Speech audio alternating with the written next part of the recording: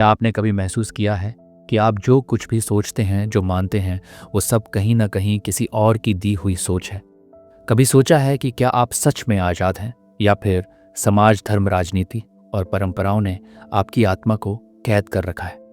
अगर इन सवालों ने कभी आपको भीतर से हिला दिया है, तो आज की ये वीडियो आपके लिए है, क्योंकि आज हम बात करेंगे ओशो की एक ऐसी किताब के बारे में जो आपके सोचने का तरीका बदल सकती है। नाम है the rebellious spirit, chapter 1, the rebellious spirit an inner flame. Osho. इस पहले अध्याय की शुरुआत एक बहुत ही बुनियादी लेकिन गहराई से भरे सवाल से करते हैं। क्या आप वास्तव में अपने विचारों के मालिक हैं, या वे विचार सिर्फ आपके ऊपर लादे गए हैं? ओशो कहते हैं कि हर इंसान जन्म से विद्रोही होता है। एक बच्चा जब पहली बार सवाल करता है, ना कहता है, नियम तोड़ता है, तब वो एक प्राकृतिक विद्रोह का प्रतीक बनता है। लेकिन जैसे जैसे वह बड़ा होता है, समाज, परिवार, धर्म और शिक्षा उसे एक ढांचे में ढालना शुरू कर देते हैं। उसे सिखाया जाता है कि क्या सही है, क्या गलत है, क्या पवित्र है, क्या पाप है। धीरे धीरे वो इंसान दूसरों के विचारों का गुलाम बन जाता है। वो सोचता तो है लेकिन सोचता नहीं है। वो जीता तो है लेकिन अपने अनुसार नहीं जीता। ओशो कहते हैं कि रिबेलियस स्पिरिट कोई विचारधारा नहीं होती, ये कोई एजेंडा नहीं है, ये कोई आंदोलन नहीं है। ये एक आंतरिक ऊर्जा है जो स्वतंत्रता की खोज करती है। ये आत्मा नियमों को तोड़ने के लिए नहीं, बल्कि उन नियमों को जांचने के लिए खड़ी होती है। क्या ये नियम सच में मेरे लिए हैं? क्या ये मेरी चेतना को विकसित करते हैं या मुझे बांधते हैं? ओशो ये भी साफ करते हैं कि विद्रोही व्यक्ति कभी भी हिंसक नहीं होता। वह प्रतिक्रिया से नहीं चलता, वह प्रतिक्रिया नहीं जवाब होता है। एक जागरूक उत्तर, एक बहुत गहरा उदाहरण ओशो देते हैं। मान लीजिए आप एक ऐसे समाज में हैं जहां बचपन से कहा गया कि बाएं हाथ से खाना पाप है। अगर आप केवल डर या परंपरा के कारण दाएं हाथ से खाते हैं तो आप गुलाम हैं। लेकिन अगर आप दोनों हाथों से खाकर अपने अनुभव से समझें कि क्या सहज है, तो आप विद्रोही हैं।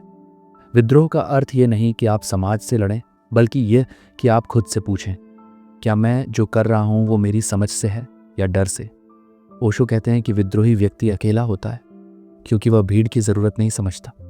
उसे न नेता चाहिए, न अनुयायी। वह खुद ही रास्ता होता है, खुद ही मंजिल। अगर आप सच में मुक्त होना चाहते हैं तो सबसे पहले अपने भीतर बैठी गुलामी को देखिए। आपके विचार कहाँ से आए, आपकी मान्यताएं किनकी दी हुई हैं, और क्या आपने कभी सचमुच खुद से सोचा है, अगर आपकी सारी पहचानें छीन ली जाएं, आपका धर्म, आपकी जाति, आपकी राष्ट्रीयता, यहाँ तक कि आपका नाम भी, तब आप कौन हैं? क्या आपने कभी खुद से यह सवाल पूछा है? इसी रहस्य से जुड़ा अगला अध्याय हमें और गहराई में ले जाएगा। मिलते हैं अगले भाग में, चैप्टर 2, रिलीजन वर्सेस रिलीजियसनेस। इस अध्याय में ओशो सबसे बड़ा फर्क समझाते हैं जो अक्सर दुनिया भूल जाती है। वो फर्क है धर्म और धार्मिकता के बीच। ओशो कहते हैं कि धर्म यानी रिलीजन एक संस्था है, एक संगठन है, एक सिस्टम है जो बाहर से थोपा जाता है। ये नियमों से भरा हुआ होता है। ये दूसरों के अनुभवों को किताबों में बांधकर आपके ऊपर थोप देता है। जबकि रिलीजियसनेस यानी धार्मिकता, वह एक गुण है, एक गुणवत्ता है जो भीतर से उपजती है। धार्मिकता का कोई नाम नहीं होता, कोई झंडा नहीं होता, कोई ग्रंथ नहीं होता। ये तो सिर्फ एक जागृति होती है, एक शुद्ध अनुभूति जो तब होती है जब मन शांत होता है, जब आप खुद को जानने लगते हैं। धर्म एक व्यापार बन गया है। ओशो बिना किसी हिचक के कहते हैं कि दुनिया के अधिकांश धर्म अब बाजार बन चुके हैं। वे आपकी आस्था नहीं बेचते, वे आपका डर खरीदते हैं और उम्मीदें बेचते हैं।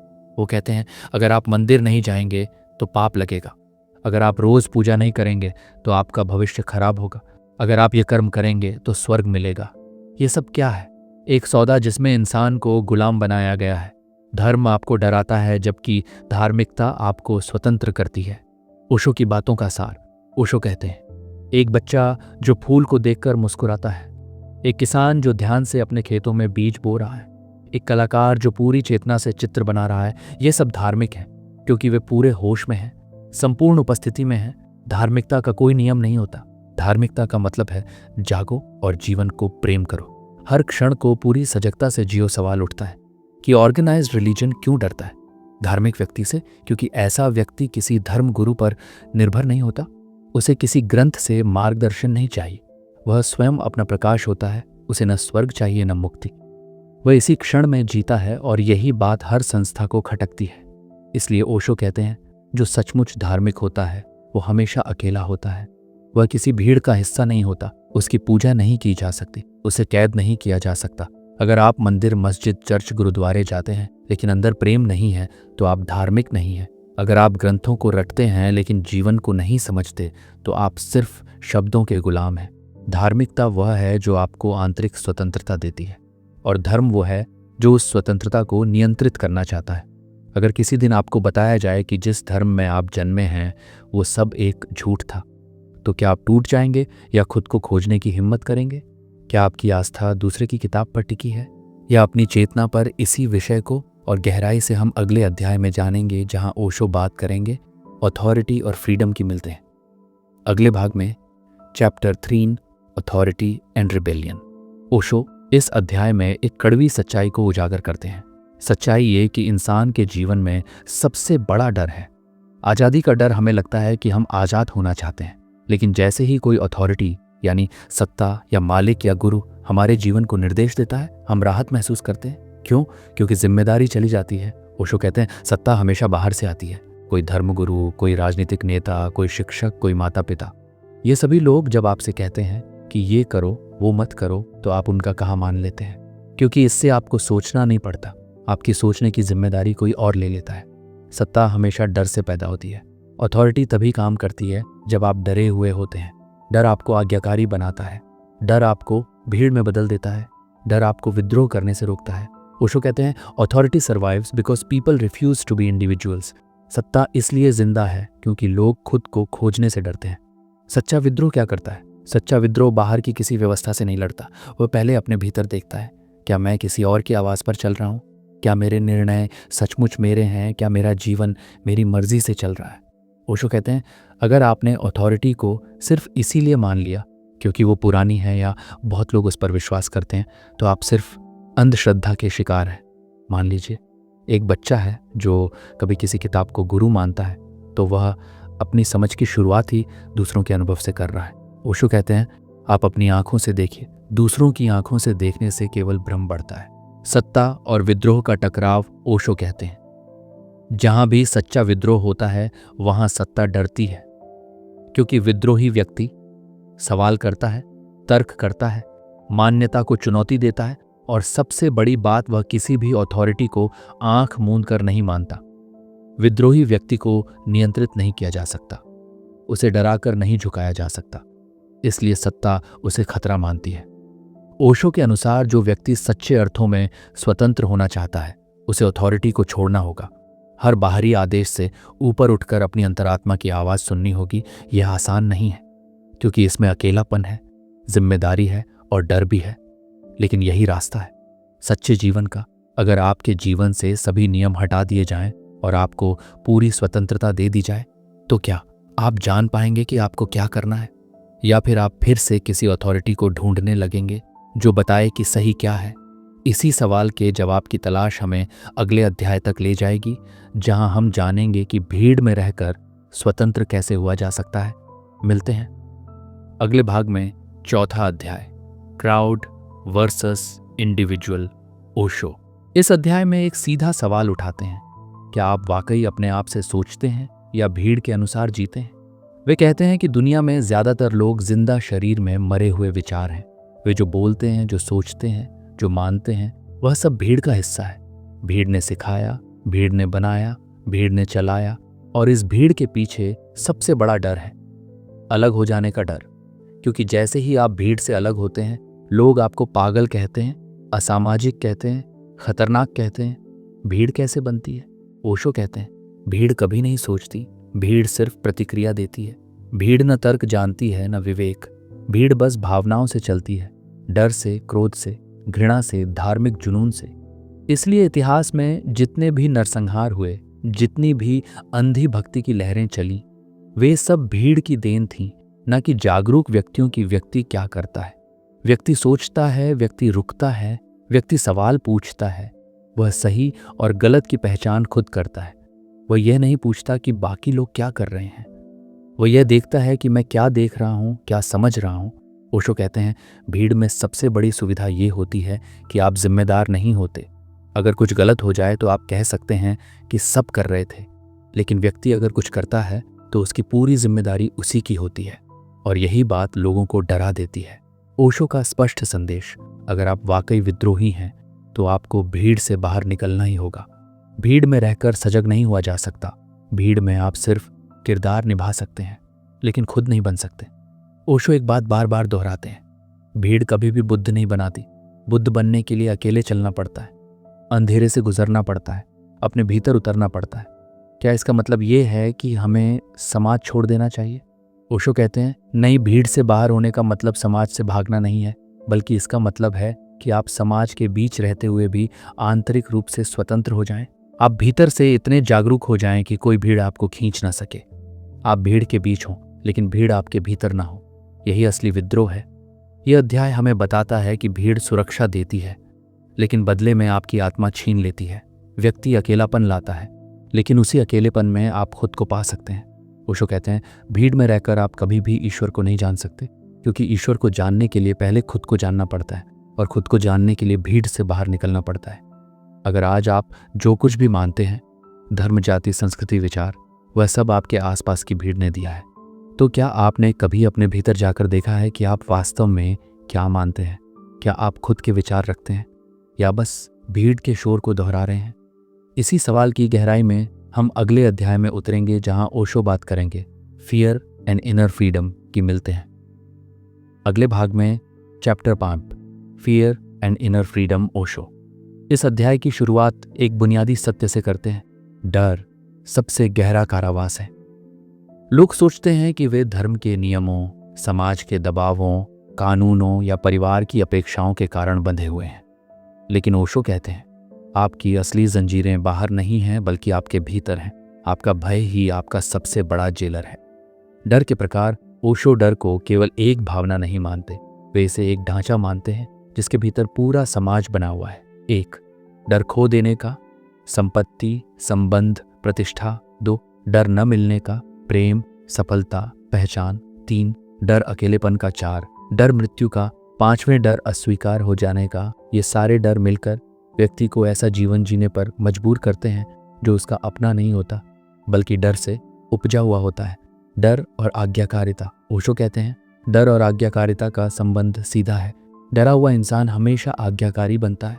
वह सवाल नहीं पूछता, वह नियम नहीं तोड़ता, वह बस वही करता है जिससे वह सुरक्षित महसूस करे, भले ही उसमें उसकी आत्मा मरती रहे। असली स्वतंत्रता क्या है? ओशो की दृष्टि में स्वतंत्रता का मतलब है डर से मुक्त होना, और यह मुक्ति कोई बाहरी क्रांति से नहीं आती। यह तब आती है जब आप अपने भीतर उतरते हैं और उस डर को सीधे देखते हैं, बिना भागे, बिना उससे लड़ने की कोशिश किए। वे कहते हैं, जैसे ही आप डर को देखने लगते हैं, वह वाष्पित होने लगता है। डर अंधेरे की तरह है और जागरूकता प्रकाश है। प्रकाश आते ही अंधेरा छिप नहीं सकता। ओशो हमें चुनौती देते हैं कि अगर आप सच में स्वतंत्र होना चाहते हैं तो पहले उस कैदी को पहचानो जो आपके भीतर बैठा है। वह डर जो आपको भीड़ का हिस्सा बनाए हुए है, वह डर जो आपको खुद से अलग किए हुए है। स्वतंत्रता कोई उपहार नहीं है, ये एक आंतरिक साधना है जो तब शुरू होती है जब आप डर से मुंह मोड़ना बंद करते हैं और उसे आंखों में आंख डालकर देखना शुरू करते हैं। क्या आपने कभी ध्यान दिया है कि आप जो निर्णय लेते हैं, करियर, रिश्ते, धर्म, यहाँ तक कि रोजमर्रा की आदतें, क्या वे वाकई आपके हैं या किसी न किसी डर के कारण लिए गए हैं? अगर डर हटा लिया जाए तो क्या आप वही इंसान बचेंगे जो आप आज हैं? इस सवाल की गहराई में हम उतरेंगे अगले अध्याय में, जहां ओशो बताएंगे कि रचनात्मकता ही असली विद्रोह की खुशबू है। मिलते हैं अगले भाग में, chapter 6, creativity, the fragrance of rebellion. Osho इस अध्याय में एक बेहद अनोखा और गहरा विचार रखते हैं कि सच्चा विद्रोह हमेशा रचनात्मक होता है, और रचनात्मकता केवल उसी व्यक्ति के भीतर खिल सकती है जो भीतर से आजाद हो।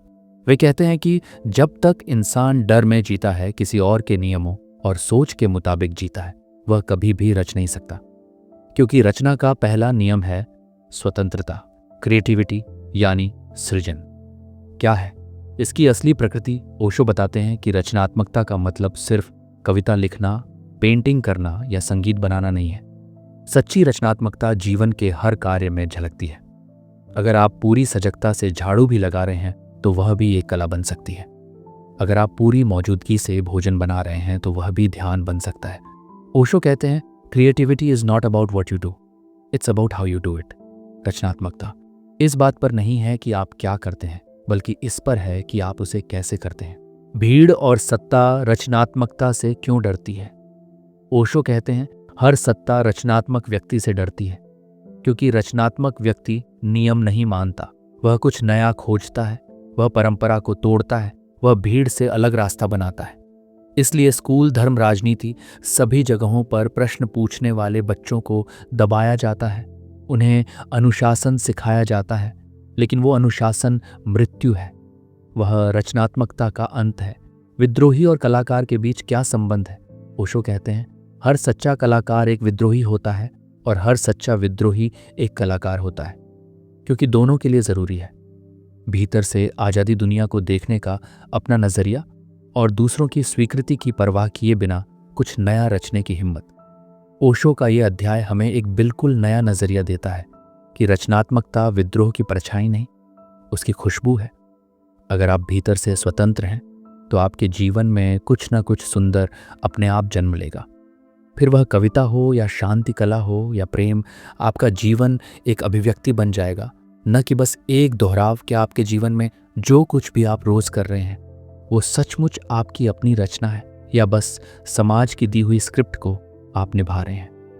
क्या आपने कभी खुद से पूछा है कि आपकी असली अभिव्यक्ति क्या है? और अगर आपने कभी रचा नहीं तो क्या आपने सच में जिया है? इसी रहस्य की गहराई में हम उतरेंगे अगले अध्याय में, जहां ओशो बात करेंगे लव एंड अलोननेस की। मिलते हैं अगले भाग में, chapter 7, love and aloneness. Osho इस अध्याय में एक गहरी बात कहते हैं, जब तक तुम अकेले रहना नहीं सीखते तब तक प्रेम तुम्हारे लिए सिर्फ एक भ्रम है। हम में से ज्यादातर लोग प्रेम को तलाशते हैं, लेकिन दरअसल हम प्रेम नहीं, अकेलेपन से भागने का तरीका ढूंढते हैं। अकेलापन और अकेलेपन में अंतर ओशो 2 शब्दों को अलग करते हैं, लोनलीनेस अकेलापन और अलोननेस अकेले रहना। लोनलीनेस में आप भीतर से खाली महसूस करते हैं, आपको किसी की जरूरत लगती है, आप बेचैन रहते हैं, और जब आप प्रेम करते हैं तो आप उसे सहारे की तरह इस्तेमाल करते हैं। लेकिन अलोननेस का मतलब है अपने साथ पूरी तरह शांत और पूर्ण हो जाना, जहां आपको किसी के होने या न होने से फर्क नहीं पड़ता, जहां आपका प्रेम जरूरत नहीं प्रसाद बन जाता है। सच्चा प्रेम कैसा होता है? ओशो कहते हैं, जब आप अकेले रहना सीख जाते हैं तब आप प्रेम करना भी सीख जाते हैं, क्योंकि तब आपका प्रेम मालिकाना नहीं होता, ना उस पर अधिकार होता है, ना अपेक्षा। आप प्रेम करते हैं क्योंकि आपके भीतर प्रेम बह रहा है। कोई आए या ना आए, वो प्रेम बना रहता है। ये प्रेम गुलाम नहीं बनाता, बल्कि दोनों को स्वतंत्र रहने देता है। रिश्ते क्यों टूटते हैं? ओशो का नजरिया साफ है, रिश्ते इसलिए टूटते हैं क्योंकि वे अकेलेपन की जरूरत से शुरू होते हैं।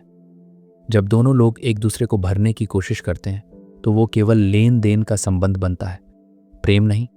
और जब एक व्यक्ति अपनी मांग पूरी नहीं कर पाता तो दूसरा दुखी हो जाता है और कहता है, तुमने मुझे बदल दिया, तुमने मुझे नहीं समझा। लेकिन असल में समस्या यह थी कि आपने खुद को ही नहीं समझा था, तो दूसरे से क्या उम्मीद रखते हैं? विद्रोह का प्रेम से क्या संबंध है? ओशो कहते हैं, विद्रोह का प्रेम से गहरा संबंध है, क्योंकि सच्चा विद्रोही अकेले रह सकता है, उसे किसी की जरूरत नहीं होती। और जब वह प्रेम करता है तो वह आजाद होकर करता है। उसका प्रेम दबाव नहीं देता, आजादी देता है। इस अध्याय में ओशो हमें सिखाते हैं कि जब तक आप अकेले रहना नहीं सीखते तब तक हर प्रेम एक छलावा है, एक डर है, एक भागना है। लेकिन जब आप खुद के साथ सहज हो जाते हैं तब प्रेम खिलता है, बिना अपेक्षा के, बिना डर के, बिना बंदिश के। अगर कल से आपके जीवन में कोई व्यक्ति ना हो, कोई मित्र, कोई प्रेमी, कोई परिवार, तो क्या आप अपने साथ शांत रह सकते हैं? या फिर आप खुद को उसी तरह टुकड़ों में टूटता पाएंगे जैसे एक खाली कमरा? यही सवाल हमें ले जाएगा अगले अध्याय में, जहां ओशो बात करेंगे रिलीजन, द लास्ट स्लेवरी। मिलते हैं अगले भाग में, चैप्टर 8, धर्म, अंतिम गुलामी। ओशो इस अध्याय की शुरुआत एक तीखी सच्चाई से करते हैं। धर्म जो तुम्हें मुक्त कर सकता था, वह अब तुम्हारी सबसे गहरी गुलामी बन चुका है। धर्म का मूल उद्देश्य था मनुष्य को स्वयं तक पहुंचाना, स्वतंत्रता देना, प्रकाश दिखाना। लेकिन आज धर्म सिर्फ बन गया है संस्था, संगठन और सत्ता का एक हथियार, जो इंसान को सोचने से रोकता है और भय और आशा के जाल में उलझाए रखता है। धर्म और विश्वास का फर्क ओशो कहते हैं, धर्म का संबंध अनुभव से होना चाहिए था, लेकिन समाज ने इसे बदलकर बना दिया। विश्वास का सिस्टम अब लोग भगवान को इसलिए मानते हैं क्योंकि उन्हें बचपन से सिखाया गया है। उनके पास न तो अनुभव है, न खोज, न प्रश्न, बस एक भीड़ की नकल है। सच्चा धर्म आंखें खोलता है, परंपरागत धर्म आंखें बंद करता है। धार्मिक गुलामी कैसे काम करती है? ईट, डर पैदा करो, पाप, नरक, सजा दो, लालच 2, स्वर्ग, पुनर्जन्म, मोक्ष 3, फिर नियम बेचो, जो धर्मगुरु बताए वही करो 4, फिर भीड़ बनाओ और सोचने वाले को काफिर, नास्तिक, पापी कहो, ओशो कहते हैं। इस पूरी प्रक्रिया में इंसान स्वयं से कट जाता है। वह ईश्वर के नाम पर मूर्तियों से, किताबों से, गुरुओं से जुड़ जाता है, लेकिन खुद से नहीं। क्या धर्म की कोई ज़रूरत नहीं है? ओशो धर्म के विरुद्ध नहीं है। वे कहते हैं सच्चा धर्म तो जीवन का सौंदर्य है, लेकिन वह कोई प्रणाली नहीं है, न कोई संस्था। वह एक व्यक्तिगत अनुभव है जिसमें खोज है, ध्यान है, मौन है, प्रेम है, लेकिन किसी तरह का अनुकरण नहीं। ओशो कहते हैं जिस क्षण धर्म संगठित हो जाता है वह मर जाता है। विद्रोही और धर्म ओशो के अनुसार सच्चा विद्रोही धार्मिक होता है, लेकिन किसी धर्म का अनुयायी नहीं होता। वह मंदिरों, मस्जिदों, गिरजाघरों में नहीं जाता, वह खुद के भीतर जाता है, क्योंकि वही असली मंदिर है। ओशो ये अध्याय हमें बार बार यह बताने के लिए लिखते हैं कि जो धर्म तुम्हें डराता है, जो धर्म तुम्हारी स्वतंत्रता छीनता है, जो धर्म तुम्हें केवल अनुकरण सिखाता है, वह धर्म नहीं है, वह गुलामी है। धर्म का मतलब है प्रेम, अनुभव, ध्यान और आत्मा की पूर्ण स्वतंत्रता। तो दोस्तों, ओशो की किताब द रिबेलियस स्पिरिट हमें बार बार यही याद दिलाती है कि असली आज़ादी बाहर की नहीं, भीतर की होती है। और सच्चा विद्रोह दूसरों से लड़ने में नहीं, बल्कि अपने भीतर के अंधकार को देखने में है। अपने डर से, अपने भ्रम से, अपने संस्कारों से आज़ाद होने में है। ये किताब कोई विचारधारा नहीं सिखाती, ये सवाल उठाती है, ये आपको सोचने पर मजबूर करती है कि क्या जो आप जी रहे हैं वह वास्तव में आपका जीवन है या बस दूसरों की बनाई हुई नकल। अगर इस वीडियो ने आपको सोचने पर मजबूर किया, तो अगली बार जब आप किसी चीज़ को आंख बंद कर मानने लगें, तो एक पल ठहर कर खुद से यह पूछिए, क्या यह मेरा अनुभव है या बस मेरी आदत है? और अगर आप सच में खुद को जानने और भीतर से आज़ाद होने की यात्रा शुरू करना चाहते हैं, तो इस चैनल समरी कैप्सूल को ज़रूर सब्सक्राइब करें, क्योंकि यहाँ हम सिर्फ किताबों की बातें नहीं करते, बल्कि सोचने का तरीका बदलते हैं। मिलते हैं अगले वीडियो में, जहाँ ओशो हमें जेन की उस राह पर ले चलते हैं जहाँ सवाल और जवाब एक साथ गिर जाते हैं और बचता है सिर्फ मौन।